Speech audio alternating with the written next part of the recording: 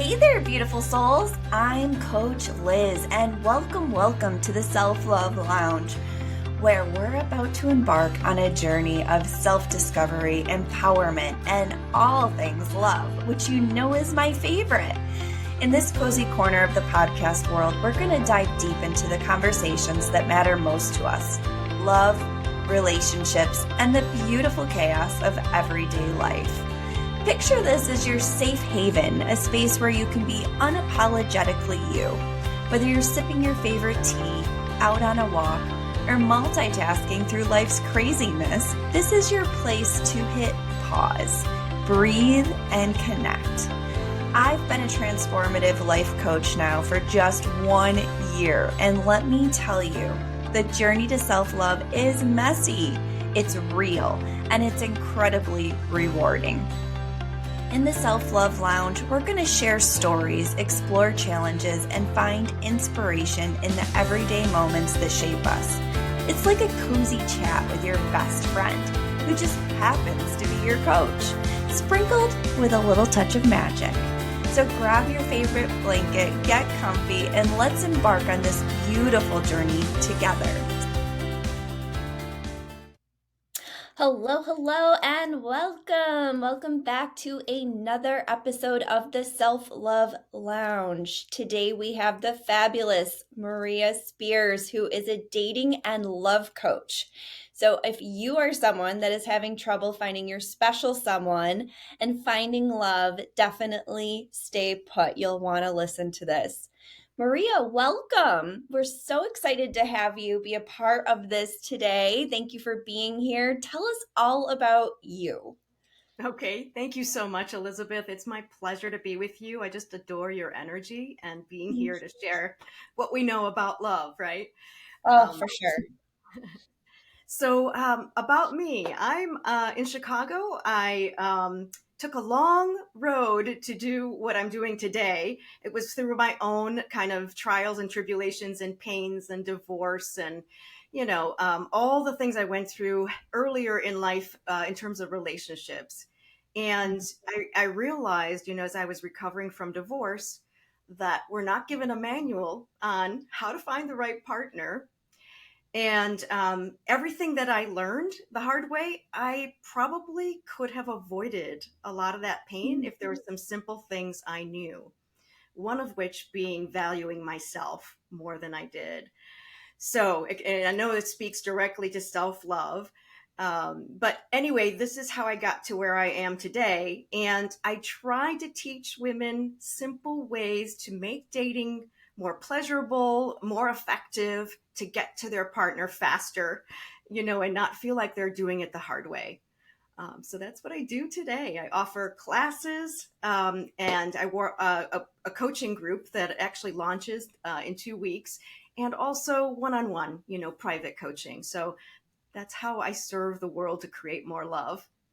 Oh, I love it. And it is so important. Just for my own experience in this coaching circle, certainly I know that there are so many women who are just struggling to find that somebody, right? And I think a good place to start with that is talking about a couple things, but one specifically is how we tend to carry, being that we're both divorced and gone through this process, how we tend to carry old patterns into our relationships and repeat those cycles. Is that something you see? Do you have an understanding for why that is? And what do you suggest? Okay. Yes. So this is one of the first things that I address with clients, because so much of what we're doing in our love life is completely unconscious. And it was created almost like a love blueprint when we were born, with our earliest care providers, our parents. And then it includes all of our experiences and emotions and events that happened in our love life, romantic life. So that kind of really leads us down a road, almost like a GPS that's been pre-programmed, and it's getting you, from New York to Cincinnati, but it's not going to get you to LA because you kind of need to learn some new bits. You need to change where it's taking you. And so that's the main thing I start with, is helping women become aware of what that is for them. And that awareness then starts to help them catch it when they see it coming, they're out there dating, and they're able to ask new questions, so questions that help them really tease out who they're dealing with. So there's a number of techniques that I teach them so that when they're out there, they're being a lot more effective, at screening, men, not wasting their time, because a lot of them are, busy professionals. And that's the thing that's tiring, is when they go on dates that, if they'd asked certain questions on a phone call or, a video chat before the date, they might not have gone. And then they have this really discouraging experience. Then they have met with someone who's far from what they wanted, and you know what I mean. It's like a snowball, making the whole experience worse and worse, and to the point where they will give up for long periods of time and not do anything about it. Yes, absolutely. So, what are some of those questions, if you wouldn't mind sharing, that women can be asking before they go out on their first date? Yeah. So a lot of women I meet and work with are actually afraid to ask that question. Like, ideally, what are you looking for in a relationship or in your love life? And Mm. then listen very closely to how they describe the connection that they're looking for, and keep asking questions, to find out, like, okay, how much time are you looking for with someone? What are some of the things you most want in a relationship, or in a connection? So it's getting down to, and it's in a playful way, in a curious way, like, yeah, so ideally, what do you want in your love life? And they may take it in another direction, you don't know. But it's the first most important question, really, and it's a hard one to ask, on a first conversation with someone. But you know, why go out on a date when you know the answer right away? And then there's questions to ask, though, as you're getting to know somebody, because someone can tell you that they're looking for a relationship. And you can find out, this happens a lot to women. They find out a couple weeks down the road, or a couple months, oh, well, I'm really not, or they define the relationship in a different way than you. Yes, yes, absolutely. And, I know a lot of the women are looking for the tall, dark, and handsome, but the tall, dark, and handsome doesn't always deliver and, come through with the things we truly want. And a lot of the times in the dating world, I've heard that, people are going on these sites and looking for one thing, and they're going out and they're spending their time with their hopes up and hoping this is going to be the one, to find out that this person is just, wants to hook up and then be done. So by asking that question, you're thinking that's going to really help kind of take some of that away and really kind of drive home and bring more quality dates. Yeah, yeah. I mean, one of the things that happens, at least online dating, is there's quite a few people who are already in relationships on there. You know, Mm. meaning they could be living with someone, they could be married, or they could be separated, for example. And I advise my clients to not date any separated men. Wow. So you mean to tell me that there's people in relationships that are going on these sites? Yeah, yeah. And how are women supposed to know that? Well, I teach them some sleuthing techniques too. Not stalking, but just, you are trying to protect yourself. You are self-respecting woman who's looking for a partner, and you're vetting people. So, if you have to look at social media to see if there are connections with other women, then I think that that's fair game. Mm. And sometimes that's even hard because there's men and I want to and women is and women too Yeah. that are creating multiple profiles. Have Yes. and really kind of creating all these different identities. So it's Mhm. like even that is something to be aware of and throw caution to, right? Yeah, it's asking a lot of questions. Even asking questions like, "Why did your last relationship break up?" And what do you feel you've learned? How have you evolved after that relationship? What are you bringing to the next one? That's hard to do, especially when you're younger. It's hard. Those are hard questions to ask. They are, and here's the thing. I was just reading some research which kind of confirmed my suspicion, but the Kinsey Institute just released data saying that people under 40 are asking those questions more than people over because, Really? yes, because they're much more into getting therapy, getting help, improving themselves, self care. They're much more into that and talking about it than, older generations. So I found that fascinating. Wow, that is fascinating. I'm a little surprised by that. But when I think about it, it is true, right? Because if I think about, like my parents' generation, they were all taught to be caretakers and people pleasers and, things of that nature. Where, if you look at some of the younger generations, they very much are being taught boundaries and self care and all of those other, skill sets that, some of us missed out on. Hmm. So I guess that would make sense. I love that. Hmm. That's Yeah, great. and it Okay. doesn't have to even be like as direct as I just mentioned. It could be simply like, so what happened? Why'd you guys break up? And listen really carefully how that person talks about their ex. If they're describing them as the essence of evil and degrading them and speaking in certain ways, then what I would get from that is a certain they either haven't processed enough of the anger, they're just not clear of that relationship, or it speaks to their character, like how they speak about other people. Yes, absolutely.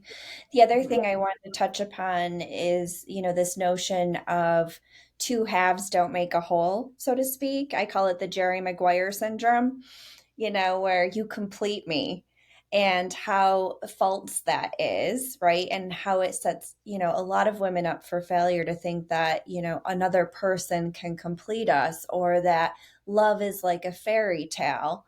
And how the reality is we both need to come in as two whole individuals and add value to each other and share that partnership. So, how do you kind of help women become aware of this in your experience? And, you know, I guess talk to us a little bit more about that as far as like the two halves don't make a whole and how to break that pattern and that Yeah. belief system. So I do work with them on their beliefs, looking at shifting some of these beliefs that they have. Um, they don't specifically say to me like that I'm looking for someone. What they say is I'm looking for a compliment to me. Like I feel like I'm whole, I am me, and I'm looking to find, a partner, an equal partner. So they've done some of that work, some of the women That's that I great. work with. However, I do a lot of work on their mindset, and I really have them think of themselves as a goddess who's being a chooser out there. Because so many women will say to me, I'm never chosen. No one ever chooses me." Oh, Yeah. that's sad. Mhm. That is Yeah, sad. so I try to kind of move them from that passive position to the active, like, I'm choosing this time around. I'm looking at who's my best match, and I'm going to hold out for them until I find them. Because another thing that happens when people are out there looking is they have a scarcity mindset, like, oh my God, I don't meet very many people that I like this much. So if I let go of this one, when's another one going to come along? Yes. And I find that in my work, women are scared to leave their current relationships, their marriages, even it doesn't matter how bad they are because their belief is, I don't know that I'm going to find somebody better. I don't know that I'm going to have anyone love me like they did, or I don't know if I'm going to ever have love again. So to your point, it's very much that place of scarcity, right? That I'm not enough and I need this to feel enough versus, you know what? I'm amazing. I'm enough as I am and I know no matter what I'll be okay. And if I find that special someone, wonderful, because I know my path, I'll keep it open for that person to come when it's time. Yeah, yeah. And I also want to say for, the beautiful women listening to us that um, I hear this from every type of woman from every walk of life, no matter how confident she is in her career or how much she's achieved otherwise. There's nothing like how vulnerable you feel in romantic relationships and how much all those old beliefs about I'm not enough, I'm not pretty enough, I'm not thin enough, they all come out, to be seen. And this is where, yeah, we work with those and debunk them. Because the truth is, and this is the first shift I love helping women make, is that I am perfect now for the right partner. Yeah. What if I believed that as I'm looking for my person? How would that change everything I do, how I show up? Absolutely. Yeah. And, um, I know for my daughter, right? Having a daughter that's in her 20s and very much actively dating. One of the things I've always told her, even with like interviewing anything, it's like you're also interviewing them because you want to make sure the job is right for you, that the culture is right for you. It's not one way, it's definitely a two-way street. And dating is no different, right? Because we want to make sure that both people are feeling good on each side. And if we're not, well, let's be able to figure out why is that and, do a little exploratory. Don't be so quick to jump in and just take what you can get, right? Yeah. Yeah. And it's hard to do. I acknowledge that it's really hard to navigate those waters with those beliefs in your mind, with that critic of yourself going on and of men. And then at the same time, you're feeling like, again, like you have to make a decision, or, that I want the next one to be the person that I marry. I know. And then if you're under 50, add hormones to the whole mix. And, it really makes it hard to navigate with, keeping your mind eye on the ball. you know. Sure So, does. That is very true. That is very true. What mhm. is your advice for women that, are newly separated, going through divorce and just feeling really, out of place, lonely, just looking for that companionship? What is your suggestion to them? Mhm. Yeah. Um, there is a real, there is honestly a risk of getting hurt out there, or, getting even more hurt than you are from coming off of a divorce. But if you're looking for companionship, what I tell women that I meet is, just decide what you're doing out there, because there are many fish in that ocean. Some of them are looking for this, others are looking for that, so you just want to make sure you are in your lane with the same kind of fish. You're looking for a companion, and there's a lot of men looking for that, by the way, out there online, and women, so they can simply say that on their profile and when they meet people. Just be honest. It's I feel like that's the way to go. And tell yourself, keep reminding yourself, I am just out there for companionship right now. Because so Mm, often people say companionship, but then they're lonely, and then the desire to couple kicks in.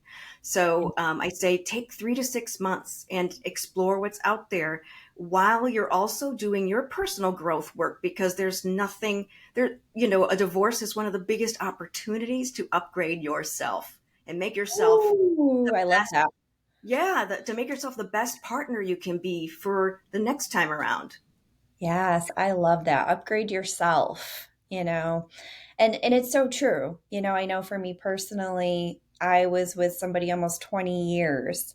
And during that time, it was constant, compromising and pouring, most of myself into the family. So, it's important, I think, even though it feels foreign, to give ourselves that time, to really kind of just heal, to get to know ourselves and where we're at the current moment, and to, take our time with exploring and having fun for sure. Right. Um, so, talk to me a little bit about your program, what that looks like, how it helps, some of the steps they take. Tell us all the things. Mhm. So we look at first what's happening, in their love life, and we try to figure out what's causing it. So we look at their love map, their love blueprint. Mhm. And it's not like therapy, it's a little bit different, but we use it to, like kind scientists, to inform us of, where you've been and where you want to know what the gap is, where you want to go. And then from there, map out, how they're going to look for their person, what qualities they're looking for. You touched on something that I'm really passionate about earlier, about people are out there looking for certain types, like tall, dark, and handsome, whatever that may be.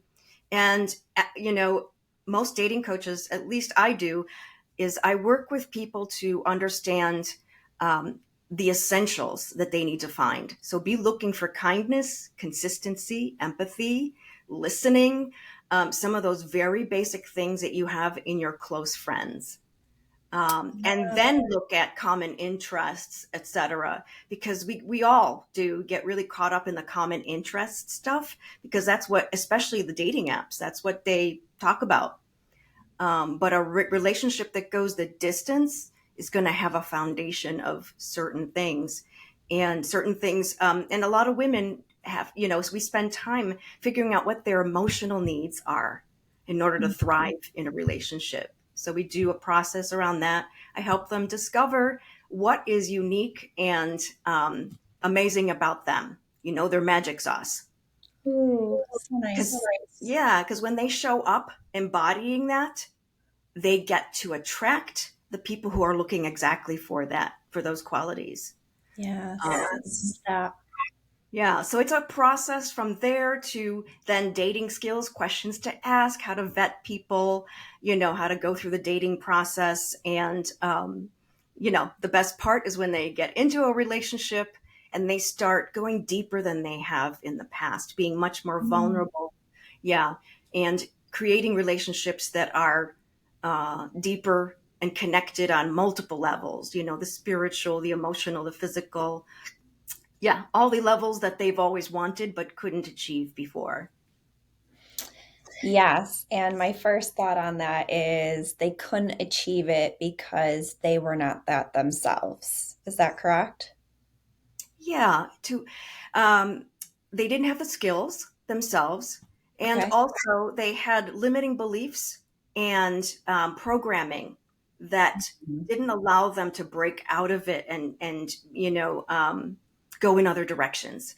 And I don't think that that's people's fault. Sometimes I hear women say, "Well, am I stupid or something? Why do I keep doing this? I know better." Mm. And it's that subconscious programming that's at play, and it hasn't been debunked yet. Um, So why do all women want the tall, dark, handsome guy? I don't know. I think that's like an urban myth or a modern, what people say. But I hear women, when I really talk to them, when we talk in depth, they're talking about some other things, Okay. Yeah, Yeah. like Because a, what happened to, you know, liking people or caring about people because of their attributes, right? mhm. And I was, again, going back to that piece of research that I was just reading, that I've been reading today. They say another thing that I find to be true working with women is that we are much more likely to have someone grow on us. Someone we go out with who's not initially our type or that attractive to us, that we can fall in love with. And this is happening, like at 40% of people say that that's happened to them, Really? including men. Hmm. Wow. So if that's true, because studies are small sample sizes, they're not everybody in the world, but I think that's happening more than we suspect. That people are able to have someone grow on them and fall in love based on who the person is, their character, their values.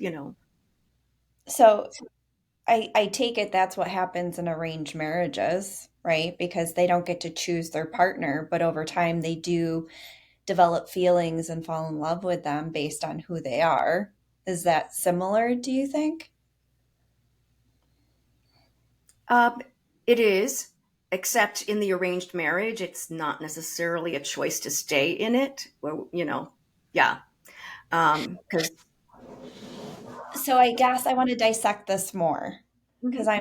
I'm curious about this. So do you think that people, all right, so when we're talking about this study, for example, do you think men and women are doing this, meaning staying in these relationships and love growing by staying? Do you think they're doing that because they are in a place of scarcity and don't believe that there's more better out there or that they can get more and better? Is that why they're staying?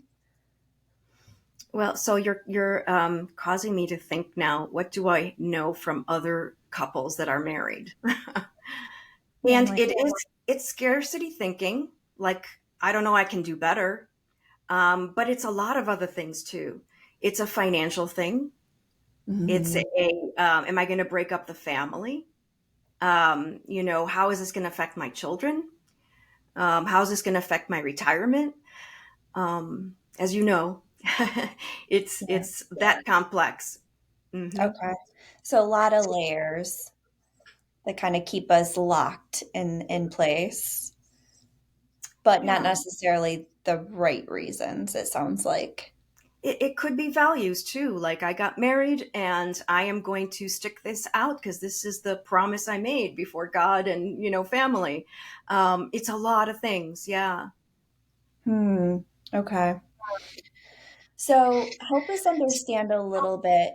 I know when you're working with these women and they're going through the process, you said that there is certainly, an increase in their own feeling of worthiness and their ability to be a little bit more choosy in the people that they're going out on dates with. So, from working with a dating coach, what, out of the women that you've worked with, men you've worked, I don't know if you just work with women or men, but out of the people that you've worked with, what are the percentages you're seeing as far as increased, success in dating and in relationships? Hmm. I am such a small sample in terms of the people that I've worked with. So, what I've seen in the years that I've been doing this since 2015 is that the key to that success, those that I think about who have found their person and found their person like within 6 months to a year, let's say, Yeah. they had specific qualities, specific things they did besides getting help, besides having someone by them to help them stop repeating the same patterns. They had a willingness to keep pushing their comfort zone. Mm, They developed a belief together. We developed a belief that it's not a matter of if now, but a matter of when they're going to meet. yeah. um, and that really changes things for them.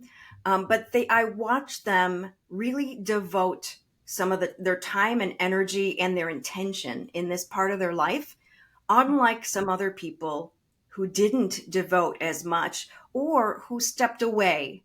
Maybe some of their old beliefs about how possible it is for them to find love came back into play, and it got the best of them, or they got into a relationship with someone, it didn't work out, and so it set them back.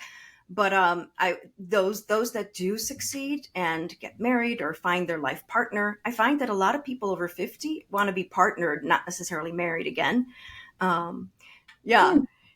Hmm. So Okay. yeah, they got help. They treated their love life like they do their career. Yeah. They said there is no option for failure here. It's going to happen, and I'm going to do everything in my power. There goes the fairy tale. Yeah, it is a myth that when you're least looking for it, it'll happen. That's a myth. And that causes people to just sit passively by and waiting, and, years going by in their life. So you think it's more manifesting? It is. It's active action taking, manifesting intention. Mm. And of course, there's, universal timing. Oh, Because yeah. sometimes, right? So sometimes, I've noticed that in my life. Sometimes, I've seen myself dodge a bullet.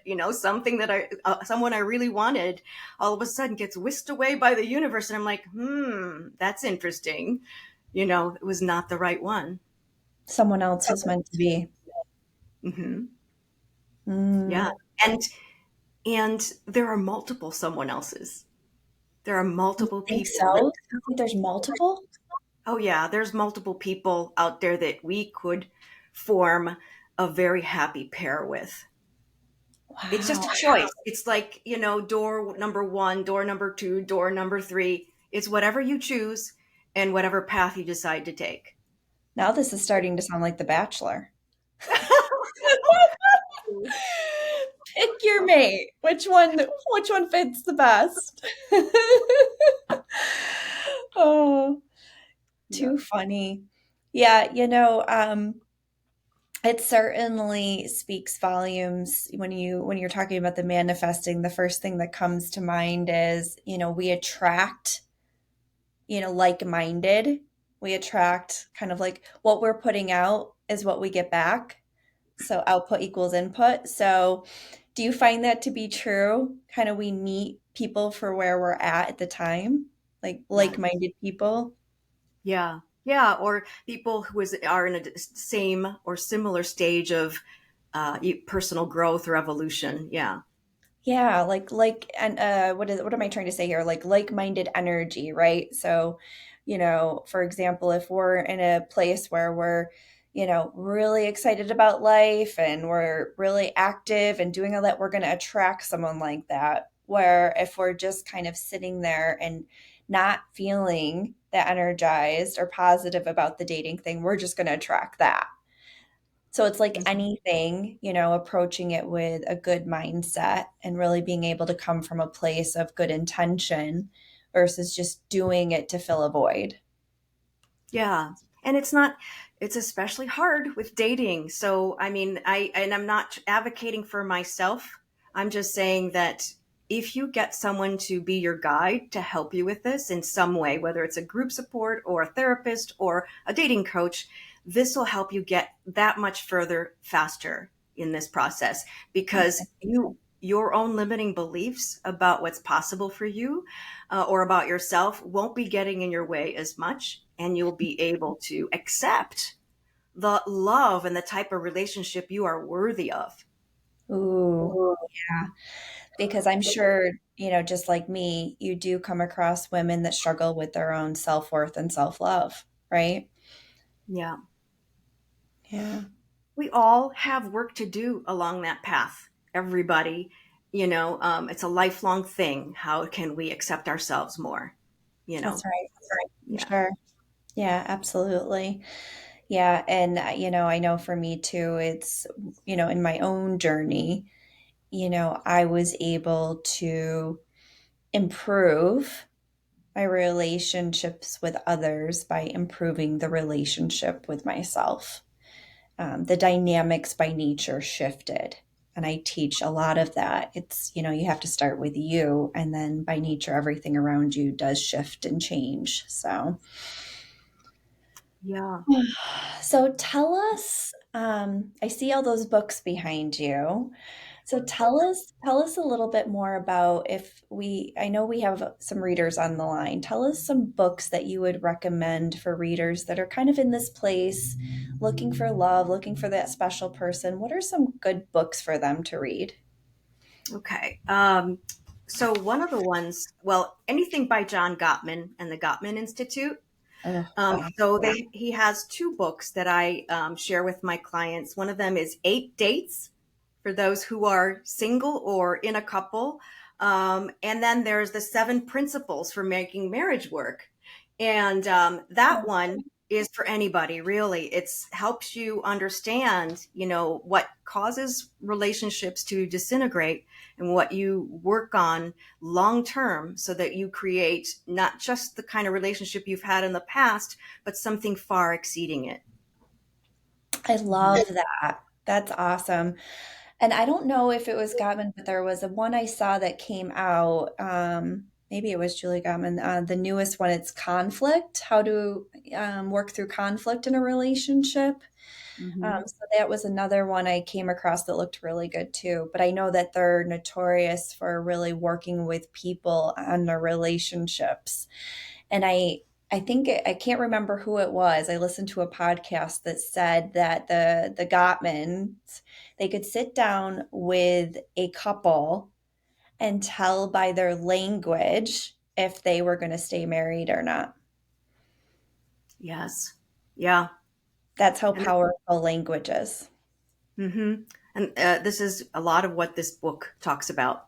Yeah. Yeah. What Yeah. are those things? Yeah.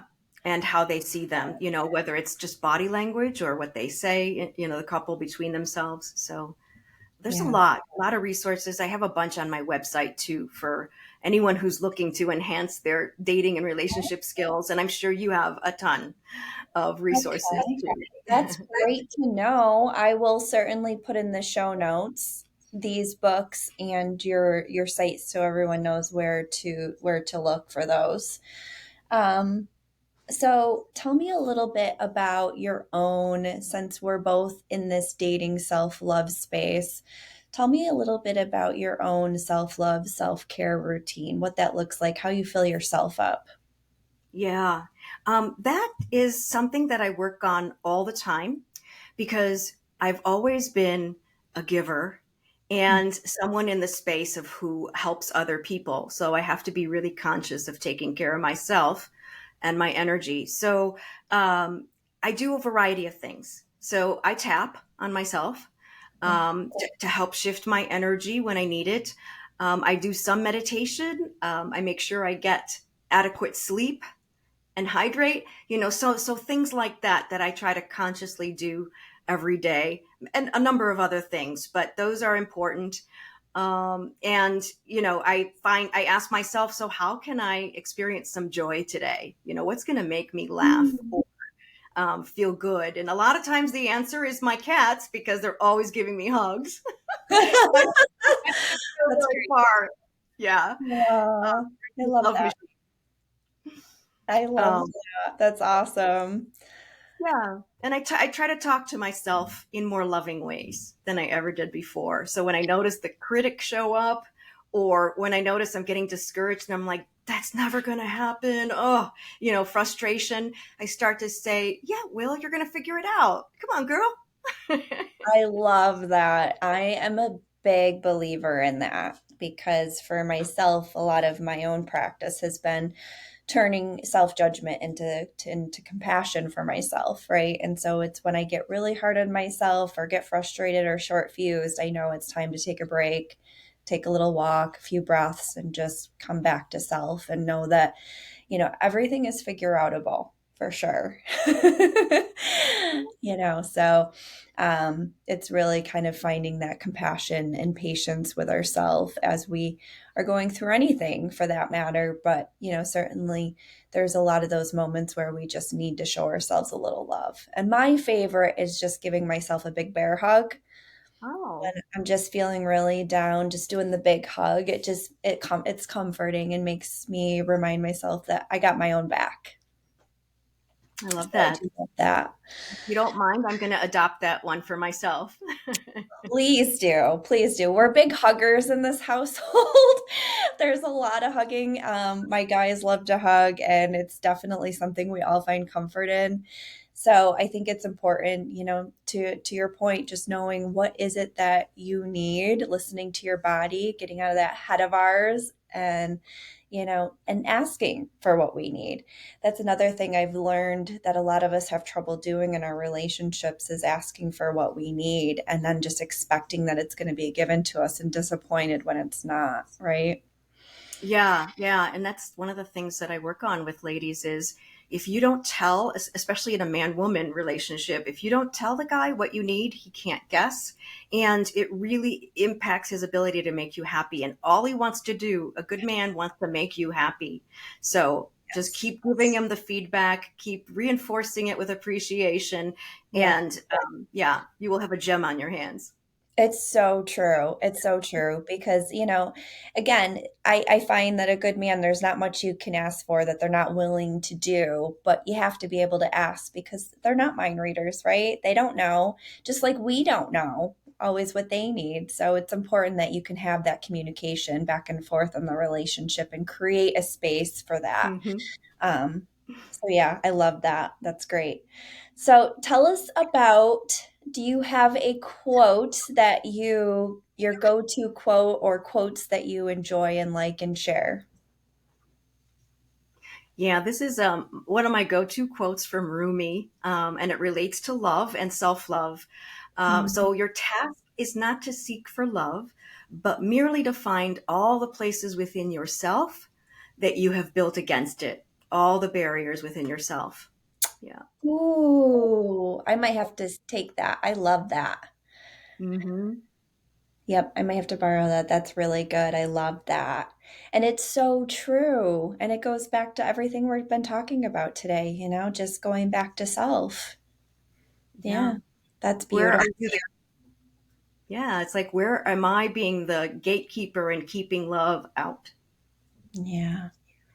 And you Mhm. know what? We do tend to do that, right? Yeah. Yeah. So, so Maria, where can people find you?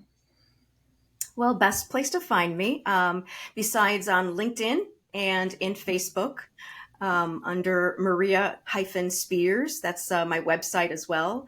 So those three places are the best to find me. That is perfect. And I will make sure to put all the links to those in the show notes so people can reach out. I know that we're going to have a lot more people with some questions and wanting more information. So we'll make sure to put those in the notes. Well, this has been fabulous. I can't thank you enough for jumping on with us today and sharing your work. It's definitely so needed. And I'm so grateful for the work you do because I know how many women it helps for sure. So thank you.